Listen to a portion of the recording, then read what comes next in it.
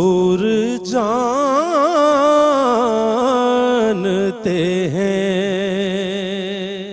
جی ناظرین، خوش آمدید کہتے ہیں وقفے کے بعد آپ کو۔ شان معراج یہ خصوصی ٹرانسمیشن آپ دیکھ رہے ہیں اور ہم گفتگو کر رہے ہیں واقعہ معراج کے مختلف پہلوؤں پر مختلف زاویوں سے، اور ہمارے مہمان ہمارے ساتھ تشریف فرما ہیں۔ جناب مفتی ارشاد حسین سعیدی صاحب ہمارے ساتھ تشریف فرما ہیں۔ ایک بہت اہم پہلو ہے واقعہ معراج کا کہ رسول کریم صلی اللہ علیہ وآلہ وسلم ان تمام مراتب اور منازل کو طے کرنے کے بعد جب واپس تشریف لاتے ہیں اور جب آپ اس کا اظہار کرتے ہیں تو اس میں اہل حق تک بھی یہ واقعہ پہنچتا ہے، مشرکین تک بھی پہنچتا ہے، تو دونوں کا ریئیکشن، رویہ اس حیرت انگیز واقعے کے اوپر اور اس معجزاتی واقعے کے اوپر کیا تھا اور کس طرح سے دونوں نے اس کو قبول کیا؟ جی بہت خوبصورت سوال ہے اور ہمیں اس طرف سوچنا چاہیے، ایمان افروز بھی ہے۔ آقا علیہ الصلوۃ والسلام کے اعلان نبوت سے لے کر معراج کے واقعہ تک اور بعد ازاں بھی جب بھی کوئی اہم موقع آیا، جب بھی کوئی نشانی ظاہر ہوئی، جب بھی کوئی آقا علیہ الصلوۃ والسلام کی شان کا اظہار ہوا، معجزہ کا اظہار ہوا، رد عمل ہمیشہ دو ہی نظر آئے۔ ٹھیک، ایک اقرار کا تھا اور ایک انکار کا تھا۔ اقرار جو ہے وہ اہل حق، اہل ایمان اور اہل محبت کی طرف سے ہوتا تھا، جی، اور انکار جو ہے وہ کفار مکہ اور مشرکین اور معاندین اور حاسدین کی طرف سے ہوتا تھا۔ تو اس میں اگر پہلے میں انکار کی بات کر لوں تو پھر اقرار کی طرف پلٹ کر آئیں گے تو یقیناً وجد آفرین بات ہوگی۔ جو اہل انکار تھے، اہل انکار ہمیشہ ہی لاجواب ہوئے اپنے انکار کے باوجود، اور یہاں بھی ایسے ہی ہوا کہ جب انہوں نے سنا کہ پل بھر میں، رات کے تھوڑے سے وقت میں حضور نبی اکرم صلی اللہ علیہ وسلم یہ فرما رہے ہیں کہ میں مکہ سے فلسطین جاتا ہوں، وہاں سے پھر 7 آسمانوں کی سیر کرتا ہوں اور وہاں سے رب تعالیٰ سے ملاقات ہوتی ہے اور پل بھر میں واپس آتا ہوں، اور وہ واپسی کا وقت اتنا ہے کہ وہ جس پانی سے وضو فرمایا تھا وہ بھی ابھی چل رہا ہے، اللہ اکبر، اور بستر مبارک بھی ابھی گرم ہے، یعنی پل بھر جسے قرآن نے فرمایا لیلن، اسے نقرہ کے ساتھ اسی طرف اشارہ کیا کہ تھوڑے سے لمحے میں۔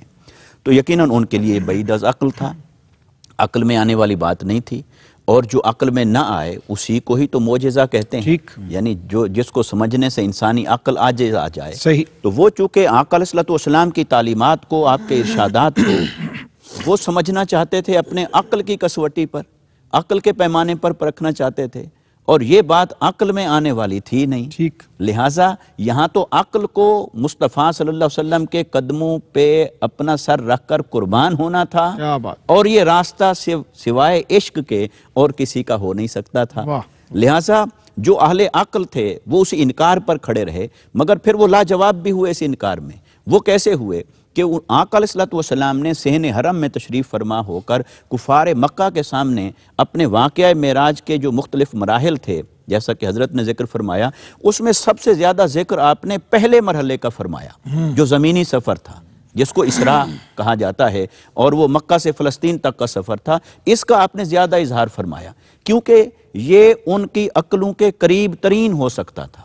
جو اس سے اگلے مرحلے کا سفر ہے وہ تو اور بعید از عقل تھا، اس سے اگلا سفر بعید از عقل تھا، اس سے بھی زیادہ، تو جو ان کے قریب ترین ہو سکتا تھا ان کی عقل کے اور سمجھ کے، تو اسی کی زیادہ تفصیلات بیان فرمائیں۔ تو انہوں نے کہا کیسے مان لیں؟ تو ایک شخص کو وہ لائے جو وہاں شام کا سفر کر چکا تھا اور دیکھ چکا تھا کچھ نشانیاں، انہوں نے کہا چلو یہ جو کچھ بتاتے ہیں حضرت محمد صلی اللہ علیہ وسلم تو آپ تصدیق کریں۔ تو اس نے جب جو ہی چیزیں سنی اور کچھ اس نے سوالات کیے، یہ بتائیں مسجد اقصیٰ کے بارے میں، فلسطین کے بارے میں، یہ تو آقا علیہ السلام فرماتے ہیں کہ اللہ نے میرے سامنے کر دیا اللہ اکبر، وہ مسجد اقصیٰ اور بیت المقدس، اور جو وہ پوچھتا جاتا تو آقا علیہ السلام بتاتے جاتے۔ اور یہاں یہ بھی محل نظر رہے کہ آقا علیہ الصلوۃ والسلام اس کے سامنے آئے بغیر بھی تو بتا سکتے تھے، مگر یہ واقعہ، یہ اہل تصوف، عرفاء اور عشاق نے اس کا نقطہ لیا ہے کہ آقا علیہ السلام کی ساری توجہ جو تھی سفر معراج میں وہ یہ عمارتیں دیکھنے پر نہیں تھی، ساری توجہ تو آقا علیہ السلام کی اللہ رب العزت کی ذات کی طرف تھی، لہٰذا اللہ تعالیٰ نے وہ چیز سامنے کر دی۔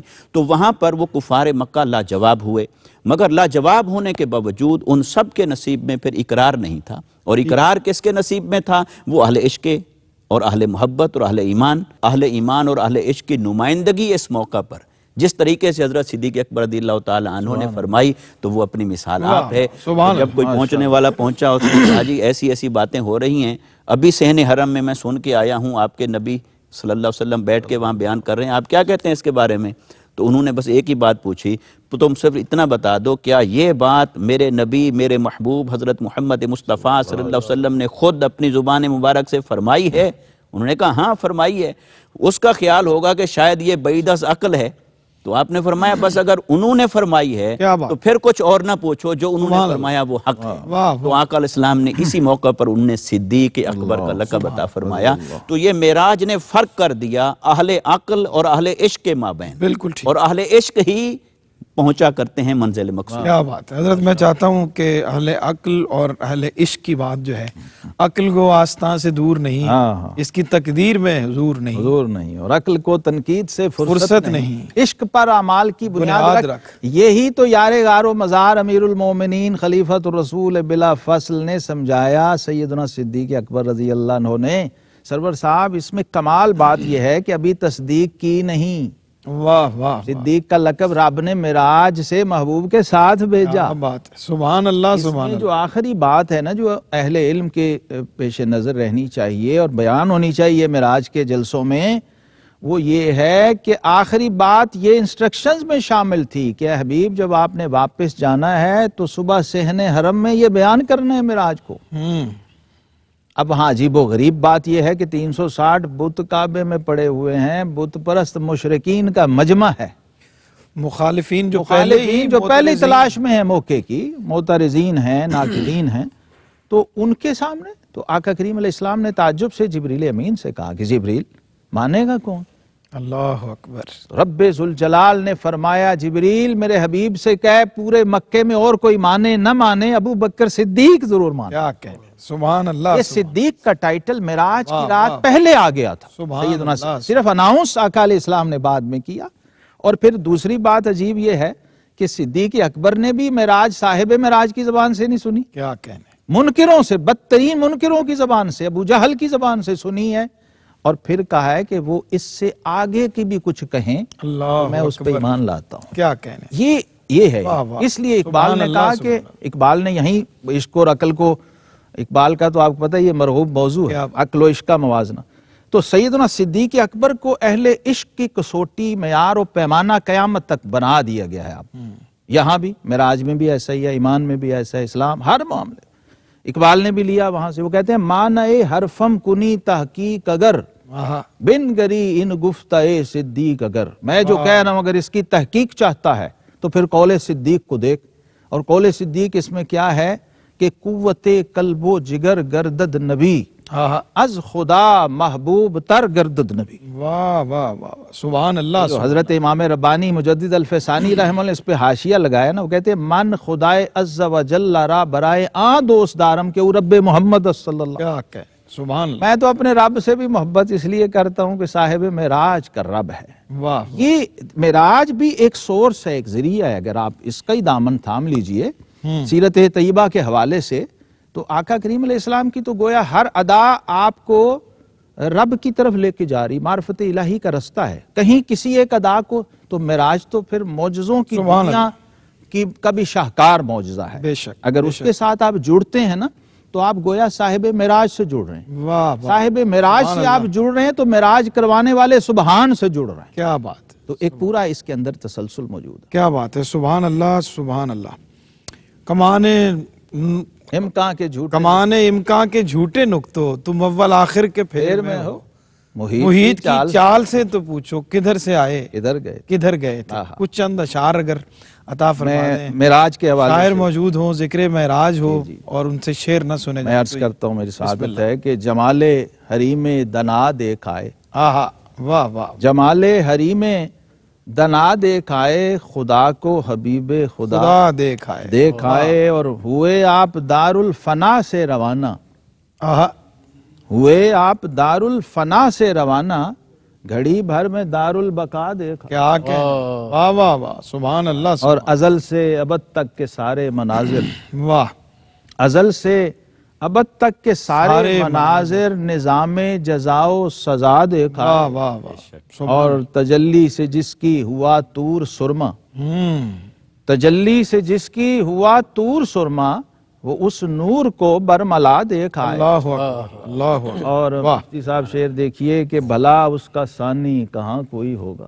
ہاں ہاں، بھلا اس کا ثانی کہاں کوئی ہوگا جو خود جا کے اپنا خدا خدا دیکھا دیکھا، یا کیا کہنے ہیں، سبحان اللہ، سبحان بھلا اس کا ثانی کہاں کوئی ہوگا سبحان واہ واہ، خود جا کے اپنا خدا دیکھا، خدا دیکھ آئے۔ اور جو بالا ہیں وہم و گماں کی حدوں سے، واہ، جو بالا ہیں وہم و گماں کی حدوں سے، مقامات وہ مصطفیٰ مصطفیٰ دیکھ آئے۔ اور یہ نکتہ بھی شہزاد معراج میں تھا، یہ نکتہ بھی شہزاد معراج میں تھا کہ رستے کو خود رہنما دیکھا، کیا واہ واہ واہ، بہت شکریہ، جمال حریم دنا دیکھا، سبحان اللہ، سبحان خدا کو حبیب خدا دیکھا۔ جناب علامہ محمد شہزاد مجددی صاحب، آپ کی تشریف آوری کا، جناب مفتی ارشاد حسین سعیدی صاحب، آپ کا بہت شکریہ۔ کلام ہم شامل کریں گے، جناب ساجد علی چشتی صاحب تشریف فرما ہیں جڑا والا سے۔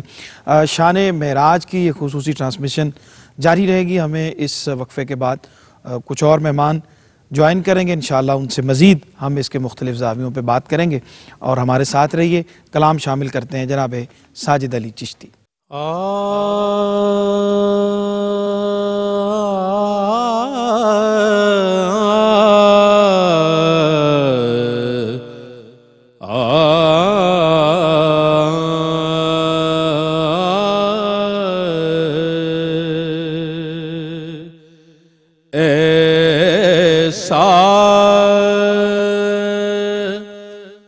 کوئی محبوب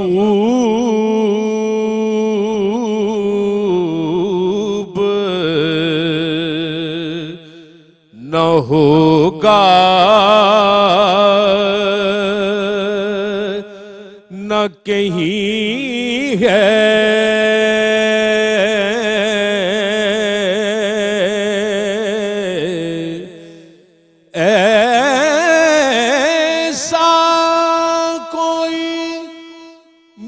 محبوب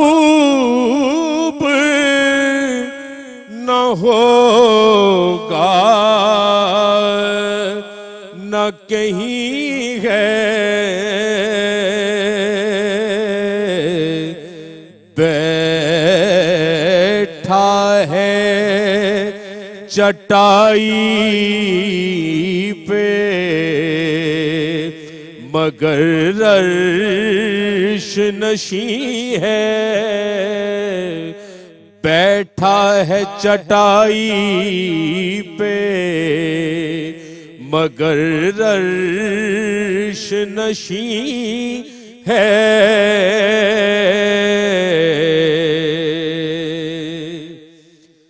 ملتا نہیں کیا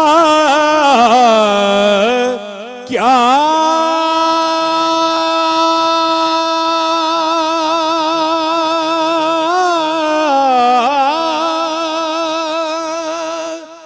دو جہاں کو تیرے در سے